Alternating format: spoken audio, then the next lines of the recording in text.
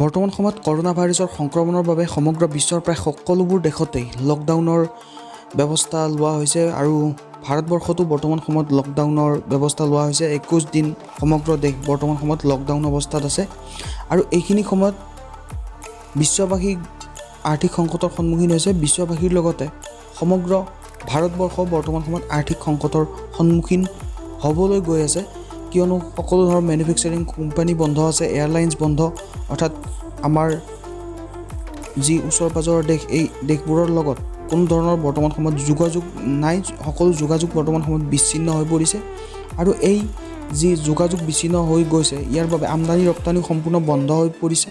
গতিকে সম্পূৰ্ণ বিশ্ব আচলতে বৰ্তমান সময়ত আৰ্থিক সংকটৰ লগত যুঁজিবলগীয়া অৱস্থাৰ সৃষ্টি হৈছে। এইখিনি সময়ত যদি আমাৰ ভাৰতবৰ্ষত যি লকডাউন বৰ্তমান সময়ত হৈ আছে, এই লকডাউন যদি নামানে তেনেহ'লে কি হ'ব পাৰে, কেন্দ্ৰীয় চৰকাৰ আৰু কেনেধৰণৰ ব্যৱস্থা ল'ব পাৰে, যদি কিবা কাৰণত ইমাৰ্জেঞ্চি ঘোষণা হয় তেনেহ'লে আমাৰ কেনেধৰণৰ সমস্যা আহিব পাৰে, আমি কেনেধৰণৰ পৰিৱেশৰ সন্মুখীন হ'ব পাৰোঁ, এই সকলোবোৰ বিষয় আজিৰ এই ভিডিঅ'ত আমি আলোচনা কৰিম। নিশ্চয়কৈ কিছু জৰুৰী কথা লগতে আপোনাক জনাওঁ, এই ভিডিঅ' আপোনাক ভয় খুওৱাৰ বাবে আচলতে বনোৱা হোৱা নাই। এই ভিডিঅ' এইবাবেই বনোৱা হৈছে যে আপোনালোকে যাতে জানিব পাৰে, সজাগ হ'ব পাৰে, সতৰ্ক হ'ব পাৰে। সেইবাবে এই সকলোবোৰ বিষয় আজি আপোনাৰ ওচৰত আমি দাঙি ধৰিম।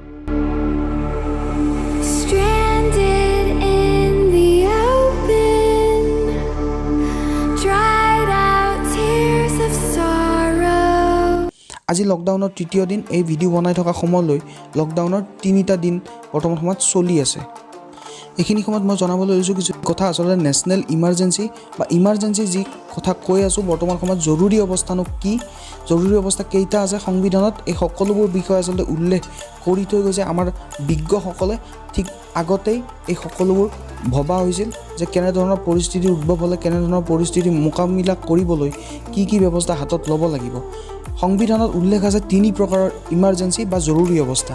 এক প্ৰকাৰৰ জৰুৰী অৱস্থা প্ৰথমতে ক'বলৈ লৈছোঁ নেশ্যনেল ইমাৰ্জেঞ্চি, যাক কোৱা হয় ৰাষ্ট্ৰীয় জৰুৰী অৱস্থা। সংবিধানৰ 352 নম্বৰ আৰ্টিকল বা অনুচ্ছেদত উল্লেখ আছে এই নেশ্যনেল ইমাৰ্জেঞ্চি বা ৰাষ্ট্ৰীয় জৰুৰী অৱস্থা। এতিয়া প্ৰশ্ন হয় যে ৰাষ্ট্ৰীয় জৰুৰী অৱস্থা কি কাৰণত ঘোষণা কৰিব পাৰে। এইখিনিতে জনাইছোঁ আপোনাক যে ইতিমধ্যেই USA এই যি ৰাষ্ট্ৰীয় জৰুৰী অৱস্থা নেশ্যনেল ইমাৰ্জেঞ্চি ঘোষণা কৰা হৈছে কৰোনা ভাইৰাছৰ আউটব্ৰেকৰ বাবে। এইখিনি সময়ত জনাবলৈ লৈছোঁ ভাৰতত কি কি অৱস্থা হ'লে সংবিধান মতে ৰাষ্ট্ৰীয় জৰুৰী অৱস্থা বা নেশ্যনেল ইমাৰ্জেঞ্চি ঘোষণা হ'ব পাৰে। প্ৰথমতে জনাবলৈ লৈছোঁ যুদ্ধ। যদি যুদ্ধ হয় এখন দেশৰ লগত আন এখন দেশ, অৰ্থাৎ ভাৰত বা অন্য দেশৰ লগত যদি যুদ্ধ হয় তেনেহ'লে ঘোষণা হ'ব পাৰে নেশ্যনেল ইমাৰ্জেঞ্চি। এক্সটাৰ্নেল এগ্ৰেশ্যন, অৰ্থাৎ যদি কোনোবা দেশে আমাৰ ভাৰতবৰ্ষৰ ওপৰত আক্ৰমণ কৰে, ভাৰতবৰ্ষই অস্ত্ৰ প্ৰয়োগ নকৰিলেও অন্য দেশে যদি অস্ত্ৰ আমাৰ ওপৰত ব্যৱহাৰ কৰে তেনেহ'লে হ'ব পাৰে ৰাষ্ট্ৰপতিয়ে ঘোষণা কৰিব পাৰে নেশ্যনেল ইমাৰ্জেঞ্চি। অথবা আৰ্ম ৰিবেলিয়ন, অৰ্থাৎ সশস্ত্ৰ বিদ্ৰোহ যদি হয়, কোনো সংগঠনে যদি সশস্ত্ৰ বিদ্ৰোহ আৰম্ভ কৰে দেশত, তেনেহ'লে ঘোষণা হ'ব পাৰে এই ৰাষ্ট্ৰীয় জৰুৰী অৱস্থা আমাৰ ভাৰতৰ সংবিধান মতে। এইখিনি সময়ত আপোনাক জনাবলৈ লৈছোঁ যে যদি কিবা কাৰণত নেশ্যনেল ইমাৰ্জেঞ্চি ঘোষণা হ'বলগীয়া হয় তেনেহ'লে যুদ্ধৰ সদৃশ পৰিস্থিতিৰ সৃষ্টি হ'ব লাগিব। কিন্তু এই যি কৰোনা ভাইৰাছৰ সংক্ৰমণ এয়া যুদ্ধৰ পৰিৱেশ আচলতে নহয়। যদিহে কিবা কাৰণত প্ৰমাণিত হয় যে চীনে জৈৱিক অস্ত্ৰ হিচাপে কৰোনা ভাইৰাছ ব্যৱহাৰ কৰিছে তেনেহ'লে হয়তো যুদ্ধৰ সূচনা হোৱা বুলি কৈ নেশ্যনেল ইমাৰ্জেঞ্চি আমাৰ দেশত ঘোষণা হ'ব পাৰে বা ৰাষ্ট্ৰীয় জৰুৰী অৱস্থা আমাৰ দেশত ঘোষণা হ'ব পাৰে। কিন্তু বৰ্তমান সময়লৈ এয়া প্ৰমাণিত হোৱা নাই যে চীনে এয়া জৈৱিক অস্ত্ৰ হিচাপে ব্যৱহাৰ কৰিবলৈ প্ৰস্তুত কৰিছিল নে কি কৰোনা ভাইৰাছৰ, এই সকলোবোৰ বিষয় বৰ্তমান সময়লৈ নিশ্চিতভাৱে পোহৰলৈ অহা নাই। অনাগত দিনত যদি এনেকুৱা হয় যে জৈৱিক অস্ত্ৰ হিচাপে আচলতে চীনে ব্যৱহাৰ কৰিবলৈ লৈছিল তেনেহ'লে নিশ্চয়কৈ যুদ্ধৰ সূচনা হোৱা বুলি কৈ নেশ্যনেল ইমাৰ্জেঞ্চি লগাব পাৰে আমাৰ ৰাষ্ট্ৰপতিয়ে সমগ্ৰ ভাৰতবৰ্ষত। এতিয়া 2 নম্বৰ ইমাৰ্জেঞ্চিৰ বিষয়ে জনাবলৈ লৈছোঁ ষ্টেট ইমাৰ্জেঞ্চি, যি সংবিধানৰ 356 নম্বৰ অনুচ্ছেদ বা আৰ্টিকল 356 নম্বৰ আৰ্টিকলত উল্লেখ আছে। এয়া ষ্টেট ইমাৰ্জেঞ্চি। যদি কিবা কাৰণত ষ্টেটত যদি সংবিধানৰ আওতাত হ'বলগীয়া কামখিনি যদি সংবিধানৰ আওতাত নহৈ সংবিধান উলংঘা হয় ষ্টেটত, তেনেহ'লে গভৰ্ণৰে ৰাষ্ট্ৰপতিক অনুৰোধ কৰে আৰু ৰাষ্ট্ৰপতিয়ে সেই মৰ্মে ষ্টেট ইমাৰ্জেঞ্চি ঘোষণা কৰে। এনেধৰণৰ পৰিস্থিতি বৰ্তমান সময়লৈ উদ্ভৱ হোৱা নাই। গতিকে ষ্টেট ইমাৰ্জেঞ্চিৰ কথা আমি এই সময়ত নকওঁ। এইখিনি সময়তে আটাইতকৈ দৰকাৰী আৰু যিটো আটাইতকৈ আচলতে প্ৰয়োজনীয় হ'ব পাৰে হয়তো এয়া হৈছে ফাইনেন্সিয়েল বা বিত্তীয় ইমাৰ্জেঞ্চি বা বিত্তীয় জৰুৰী অৱস্থা। বিত্তীয় জৰুৰী অৱস্থা কিয় দৰকাৰী হ'ব পাৰে, এইখিনি সময়ত লগোৱাৰ প্ৰয়োজন আহি পৰিব পাৰে, কিয়নো বৰ্তমান সময়ত ভাৰতবৰ্ষ লগতে সমগ্ৰ বিশ্ব আচলতে বিত্তীয় সংকটত ভুগিছে আৰু এইখিনি সময়ত হয়তো বিত্তীয় ইমাৰ্জেঞ্চি বা বিত্তীয় জৰুৰী অৱস্থা বা ফাইনেন্সিয়েল ইমাৰ্জেঞ্চি বুলি যাক কোৱা হয়, সেয়া হয়তো ভাৰতৰ ৰাষ্ট্ৰপতিয়ে ঘোষণা কৰিবলগীয়া হ'ব পাৰে এটা সময়ত।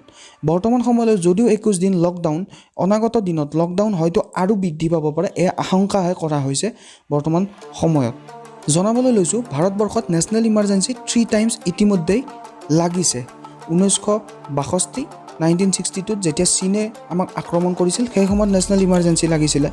1971 যেতিয়া ভাৰতবৰ্ষত পাকিস্তান আৰু ভাৰতবৰ্ষৰ যুদ্ধ হৈছিলে তেতিয়া লাগিছিলে, আৰু 3 নম্বৰৰ বাৰৰ বাবে 1975 ইন্দিৰা গান্ধীৰ দিনত ফখৰুদ্দিন আলি আহমেদ তেতিয়া ৰাষ্ট্ৰপতি আছিলে, তেতিয়া এই নেশ্যনেল ইমাৰ্জেঞ্চি লাগিছিলে। কিন্তু সৌভাগ্যক্ৰমে ভাৰতবৰ্ষই এতিয়ালৈ ফাইনেন্সিয়েল ইমাৰ্জেঞ্চি বা বিত্তীয় জৰুৰী অৱস্থাৰ সন্মুখীন এতিয়ালৈ হোৱা নাই, বিত্তীয় জৰুৰী অৱস্থা এতিয়ালৈ ঘোষণা কৰা হোৱা নাই। দেশত বিত্তীয় জৰুৰী অৱস্থা বা ফাইনেন্সিয়েল ইমাৰ্জেঞ্চিৰ ঘোষণা হ'ব পাৰে, ৰাষ্ট্ৰপতিয়ে এই ঘোষণা কৰিব পাৰে যদিহে ৰাষ্ট্ৰপতিৰ এনেকুৱা লাগে যে ভাৰতবৰ্ষ অত্যন্ত বেছি আৰ্থিক সংকটত ভুগিছে। তেতিয়া সংবিধানৰ 360 নম্বৰ অনুচ্ছেদ অনুসৰি ৰাষ্ট্ৰপতিয়ে এই ফাইনেন্সিয়েল ইমাৰ্জেঞ্চি ঘোষণা কৰে আৰু ফাইনেন্সিয়েল ইমাৰ্জেঞ্চি ঘোষণা কৰাৰ ঠিক এমাহৰ ভিতৰত উভয় সদন লোকসভা আৰু ৰাজ্যসভাৰ পৰা অনুমোদন ল'বলগীয়া হয়, আৰু যদিহে লোকসভা আৰু ৰাজ্যসভাই অনুমোদন নিদিয়ে, চিম্পল মেজৰিটি যদি লাভ নকৰে, তেনেহ'লে এই যি ইমাৰ্জেঞ্চি ফাইনেন্সিয়েল ইমাৰ্জেঞ্চি এয়া সেই এমাহৰ বাবে বলবৎ হ'ব। ইয়াৰ পিছত সকলোবোৰ ইমাৰ্জেঞ্চি নোহোৱা হৈ যাব, অৰ্থাৎ ফাইনেন্সিয়েল ইমাৰ্জেঞ্চি নোহোৱা হ'ব। কিন্তু যদিহে চিম্পল মেজৰিটি লৈ ইয়াৰ যি ফাইনেন্সিয়েল ইমাৰ্জেঞ্চি এয়া অনুমোদিত হয়, তেনেহ'লে অনিৰ্দিষ্ট কাললৈ এয়া বলবৎ হ'ব পাৰে। এই সকলোবোৰ আচলতে সেই সময়ত ৰাষ্ট্ৰপতিৰ ওচৰলৈ ক্ষমতা গুচি আহে, অৰ্থাৎ ৰাষ্ট্ৰপতিয়ে ইচ্ছা কৰিলে এয়া অনিৰ্দিষ্ট কাললৈ ৰাখিব পাৰে। আৰু নিৰ্দিষ্ট সময়ত যদি ৰাষ্ট্ৰপতিৰ এনেকুৱা লাগে যে এয়া শুধৰণি হৈছে, ভাৰতবৰ্ষৰ আৰ্থিক সংকট আঁতৰিছে, তেতিয়াহে ৰাষ্ট্ৰপতিয়ে ফাইনেন্সিয়েল ইমাৰ্জেঞ্চি আঁতৰাব পাৰে। আপোনাৰ সুবিধাতে জনাওঁ যে বৰ্তমান সময়লৈ ভাৰতবৰ্ষত ফাইনেন্সিয়েল ইমাৰ্জেঞ্চি বা বিত্তীয় জৰুৰী অৱস্থাৰ ঘোষণা কৰা হোৱা নাই।